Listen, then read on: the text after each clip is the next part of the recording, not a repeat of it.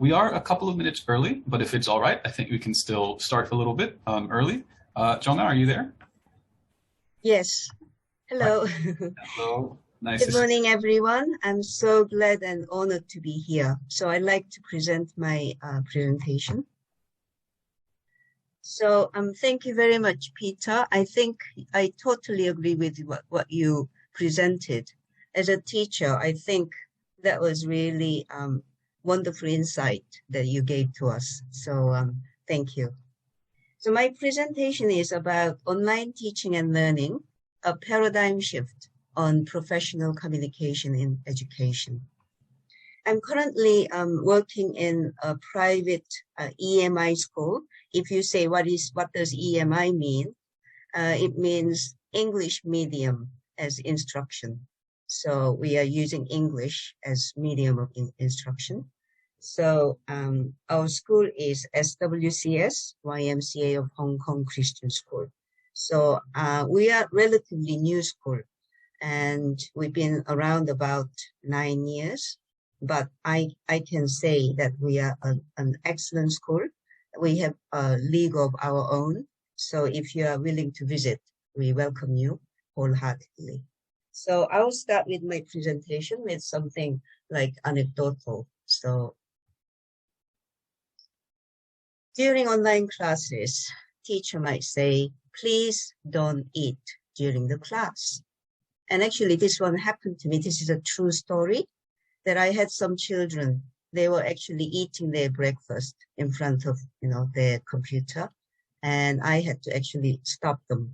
And our school rules were that one of the rules is you need to stop eating. You don't eat. You have to eat proper, attire. Some of the children were attending the lessons in their pajamas, so we had to stop them. And the response could be like this. We had no power to control them. So what they're doing online, sometimes teachers don't have any power. So this is our school.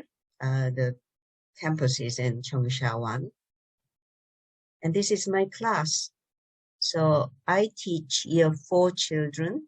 They are really lively, active, and also intelligent, lovely bunch of children I teach. I'm very privileged to be able to teach these students. And I'm very proud of them for what they can do and what they have achieved so far. Even during online teaching and learning time, they've really put in hard effort, and also they've developed so well. So I'm very, very proud of them. So this is like the teachers, they have their own bulletin board online. And in the morning, when they start their lesson, they can just put something like this. So show them reminders and ask them, how are you feeling? What is your scale of your feeling today? Is it 1 or is it 5? So children are able to answer. And they can say, oh, today it's very important that you need to attend some, special meetings, and then you can do your quiet reading. So this kind of face, like interface, can be on the online lesson time. So I like to just highlight the similarities and differences between face-to-face communication and online communication. So face-to-face communication, the student is physically present and can be easily monitored. So it's in classroom, so it's classroom situation. And students work on specific subjects at specific times. So we follow the timetable, and the children can go to their other lessons like IT lessons or the library lessons, Chinese, music, PE. They were able to attend various lessons. And the most vocal students, they tend to participate most. I think it's mostly like children who are very enthusiastic and they want to answer questions. Probably they're picked more often. And whereas online communication, students may feel alone and unsupported sometimes. And also they have choice of when and where to work. So in class, we will teach, we have 45 minutes as a one class. So we will teach around 25 minutes, and then we give them about 15 minutes to finish. So it's like they have some time, they're able to complete their work. And also students can work at their own pace. So if they were not able to do their work during daytime, probably they will do it in the evening, or they will do it when the parents are around or on the weekend. So also curriculum is delivered through online platforms. And the similarities are students interact with content, and the structure is important. And also they need clear objectives. We always have learning objectives displayed on our PowerPoint, whether we are doing face-to-face teaching or online communication, online teaching.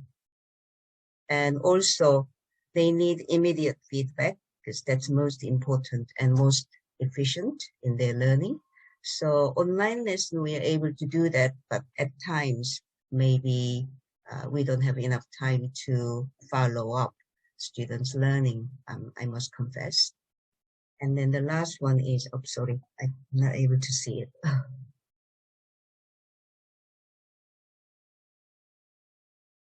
So teachers monitor and assess students. So we do it either face-to-face communication or online communication.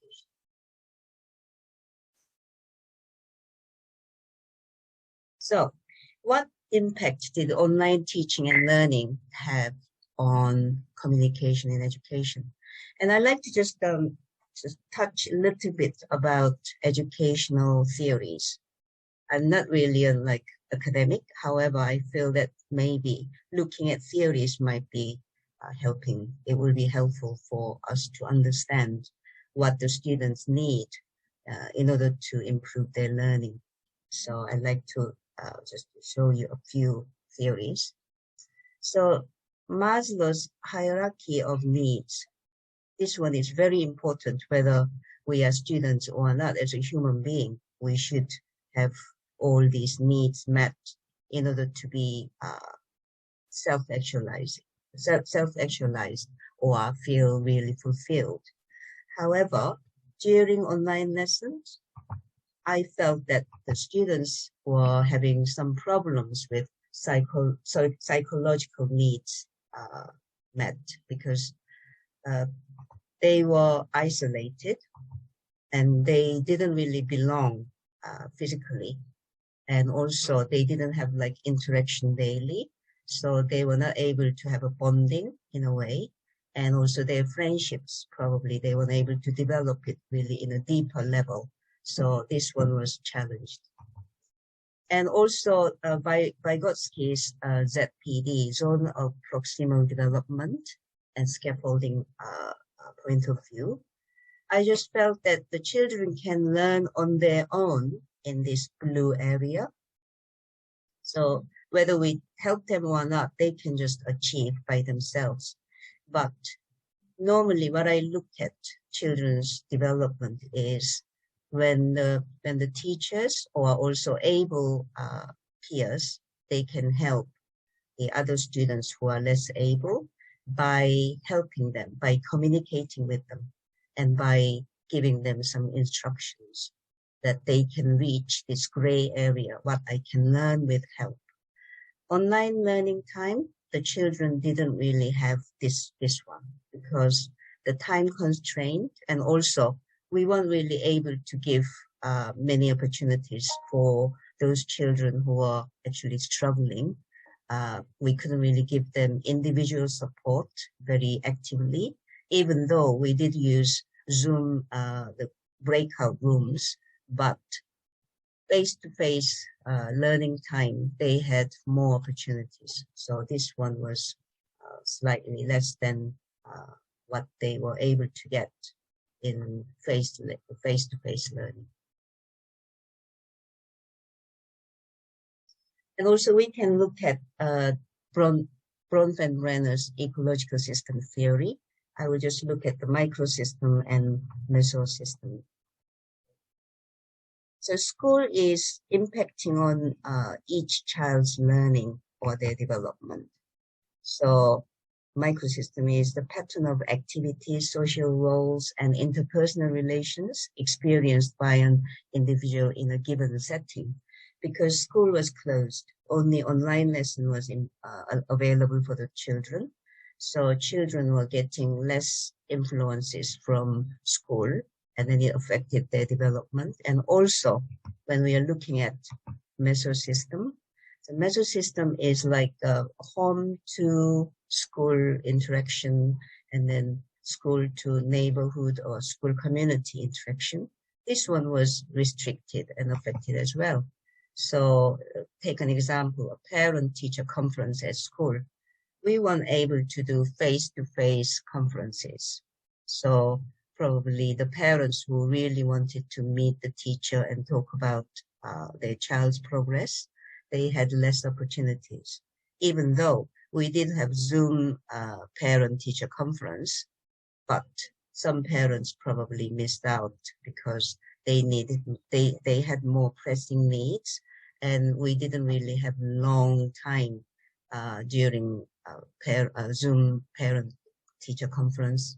They didn't really have enough time to be able to explain what they really needed. So this one was a bit lacking. So here I like to reflect on communication during the pandemic. So if I look at teacher to student level, the advantages were it was readily accessible through electronic means. So we were using Google Classroom and Zoom, and children were able to contact all the time, anytime, any days. So which was good. However, that was sometimes a little bit too much because I needed to have my own break, but it was really difficult.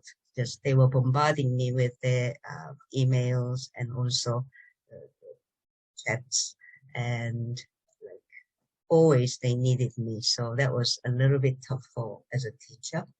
And so no locational limitations. This one is probably not really communication related, but we need to actually address it as well, because when the location is changed, children's learning can be affected as well. And also we were able to give immediate feedback of their homework assignments, and it was convenient for students and teachers, and they had the ease of participation and versatility.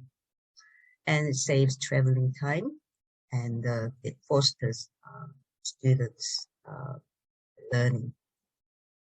However, there are more disadvantages I found, because when we are communicating, we are not just using our verbal means.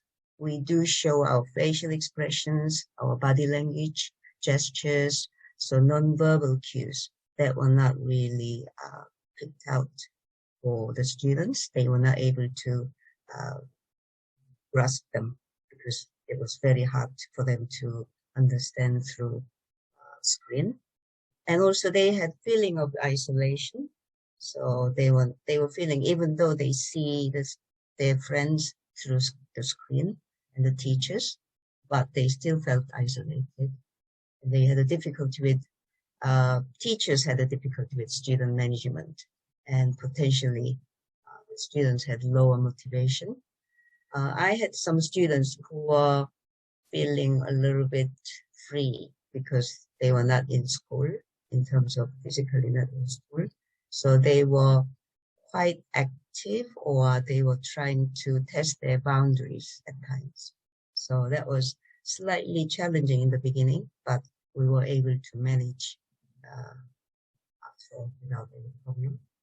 So students can feel bored where online learning only consists of being presented to, and also it was difficult to gauge the extent of each student's understanding. This is my honest confession, that it was quite frustrating that each lesson, after the lesson, I felt, oh, how much do I find out about each student's development or their understanding? that was sometimes very difficult, especially math lessons. I just felt that students were continuously having hard times, that they were not able to grasp concepts sometimes. Then we had very limited time. It was only half an hour, and it was just very, very difficult. And also it may limit the ability of students to develop a higher level of cognitive abilities and imaginative thinking due to limitations of tasks and lessons when they were doing at home. We were doing some hands-on activities. They had to design electric circuit, and we had to just leave it to the parents or themselves. And then in class, it wasn't really difficult. I did show them how to do it by showing like demonstration, but I wasn't able to supervise them when they were actually making it. So that was quite unfortunate. And for students to student level communication, the advantages were it was readily accessible through electronic means. And I did notice that some friends, some children, they were able to form some sort of computer game groups. So they just contacted each other and say, oh, can you do 2 o'clock this afternoon? Shall we play games together? And they were like doing Zoom meetings. That was quite interesting. They were quite proficient in using technology. That's really wonderful. So students may be more comfortable in their learning environment. Some of the comments I got from the students were, oh, I just wake up half an hour before the lesson and I still be on time. Whereas they used to wake up very early in the morning and they had to go through like wearing uniforms and everything and take the bus and come to school. That was like a lot of things to do before even coming to school. However, they had their own comfort at home without, doing all these hassle, without going through all these hassle. And the locational limitations it's not there. And it was convenient for interaction through online platforms. So it saves traveling time as well. So if they're interacting between them and they don't visit each other's homes, so they can just say, okay, I am on Zoom. Are you going to join me? So also foster students their autonomy as well. So it was really helpful. There are advantages. Yeah, it's quite a lot. And of course, same as, lack of body language and nonverbal cues, which I mentioned before. And they still felt isolated because they weren't able to spend time with their peers or friends for a long time. And also they had lack of social interaction, unable to spend time with friends, and that inhibits development of soft skills. So they don't really know how to greet with each other for a long time. They haven't done it, and they feel like very quiet, or they feel very shy. And also it might have hindered their social, emotional, and personal development. And also I did see some students who were struggling with being almost addicted to social media or electronic gadgets. So their parents had to take away their mobile phones or their iPads or something like laptops. So some children were really struggling with self-discipline and self-control issues. And they really needed adults' help to arrange online get-togethers. Sometimes some parents, they don't allow them to be able to contact their friends. And for teacher and parents level, it was again immediate and real-time feedback via more efficient communication methods. So email and chat box. Parents were very eager to contact teachers. So I had many parents who wanted to send me emails about many different issues, and I was able to answer them all, which was very good. And parents can monitor children's behavior and learning during lesson. So it's real-time learning, and they were actually there when I was teaching, and I was able to see, like a glimpse of them. Or sometimes when the child is asked to answer questions, then I know that they got, quiet feedback from the parents. The parents can give them answers, and then children will be answering it. So, I mean, I feel that there's no problem with that, because children are learning. And also, sometimes I knew that the whole family were gathered together and they were listening to what I'm teaching. So I thought that, wow, I'm teaching like the whole family education rather than just child only. And it was quicker and easier parent-teacher meetings, as I already mentioned before. So it was very efficient. So I think this is going to stay for a long time, because it seems like parents tend to prefer doing it because they don't need to take time off from work. And I had another parents, some parents, they were on the bus and they were actually doing conference with me. And I thought, wow, they don't really waste any time, and it was very convenient for them. But disadvantages were, it was difficult for teachers to establish boundaries for personal time and obligated to reply immediately. So it seems like if you know that the parents contacted you, then you really want to reply to them as soon as possible, even if it was on the weekend. So this was slightly difficult, and unable to see parents face to face, because sometimes some parents, they really have needs, their child has needs, then it's better to have face-to-face meeting rather than just on the phone or using Zoom, because I need to really help them or support them. Because it's something to do with, if they have emotional issues or some more serious issues, I should be able to talk to them and give them some comfort as well. But through Zoom, it was a little bit difficult. So for the teacher-to-teacher level communication, the advantages were it was easier information sharing via use of technology. So we used emails and then WhatsApp, texts, and also Google Drive.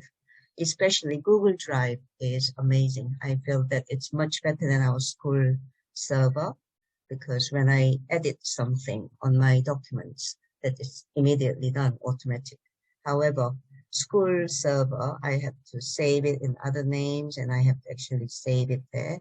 Otherwise, my colleagues wouldn't be able to see it. So no locational limitations for meetings. Yes, that is same as previous ones.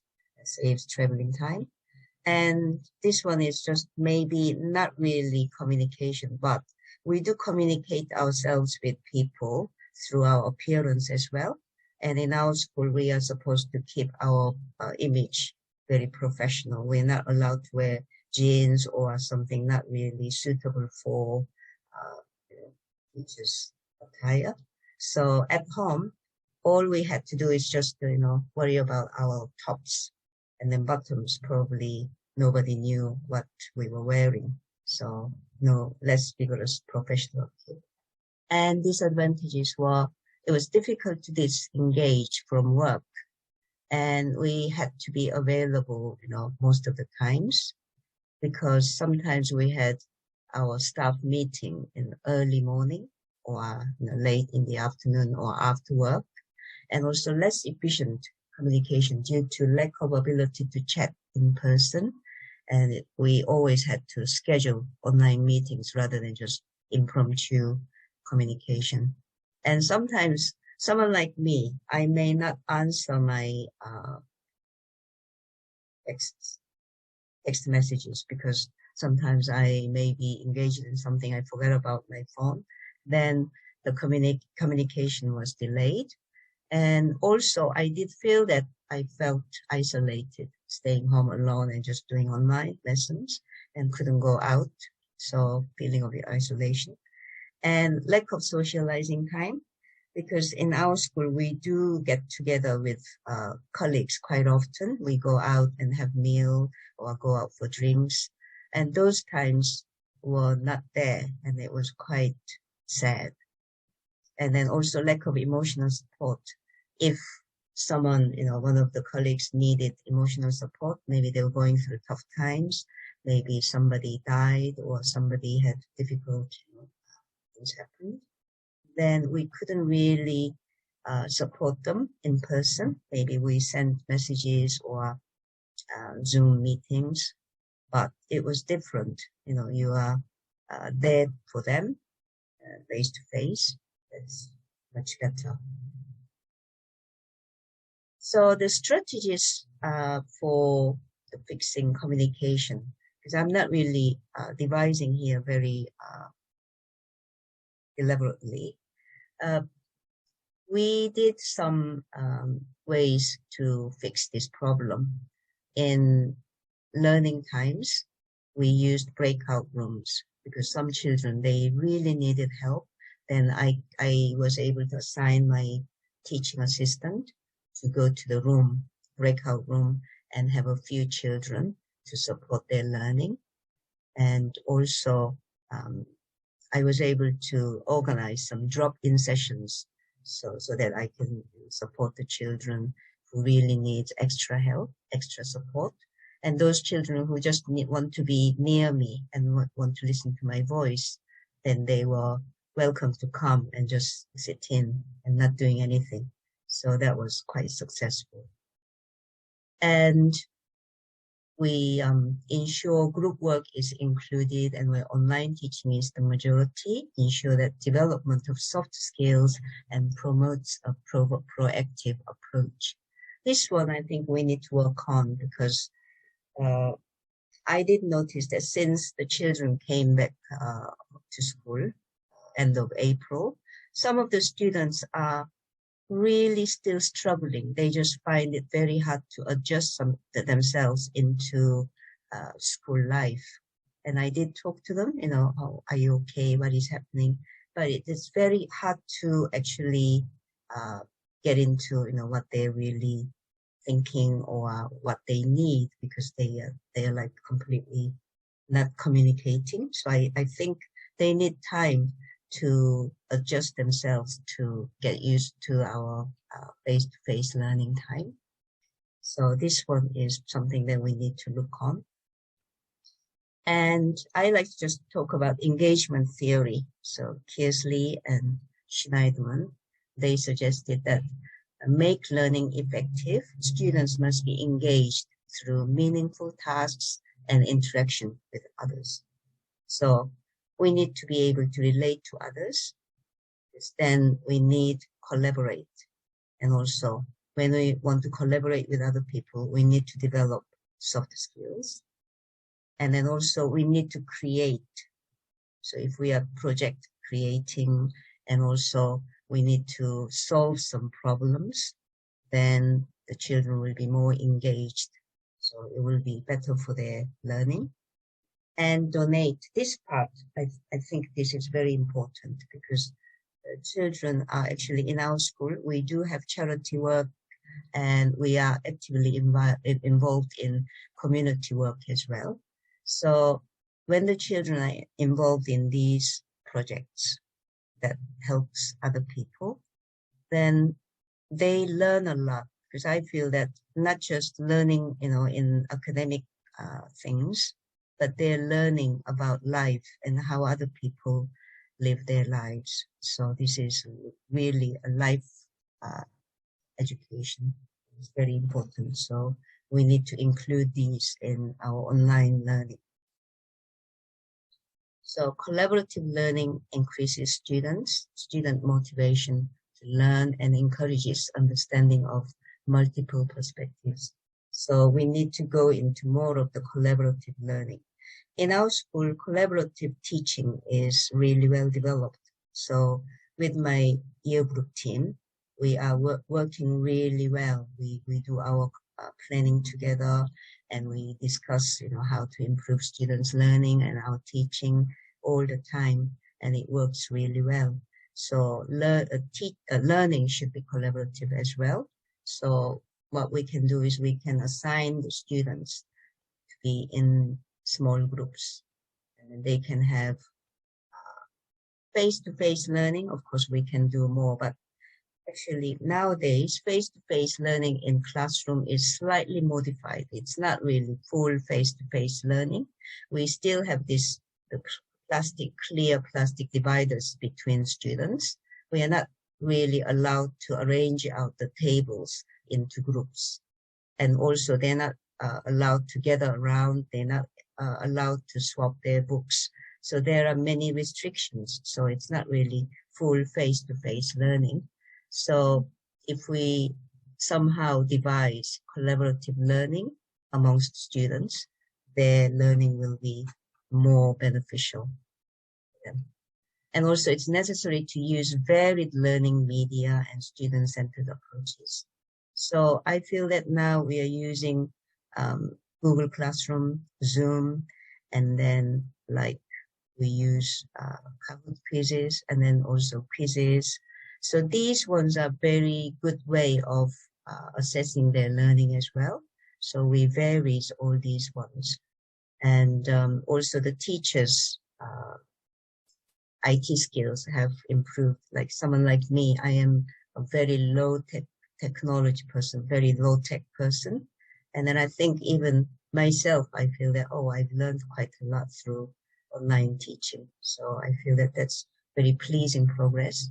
However, there are still room for improvement.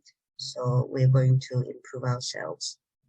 And we also build a good atmosphere for discussion, encourage interaction and feedback.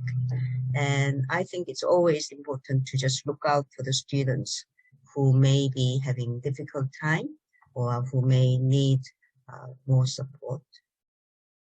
And use verbal and non-verbal expressions for providing feedback, rewards, and punishment.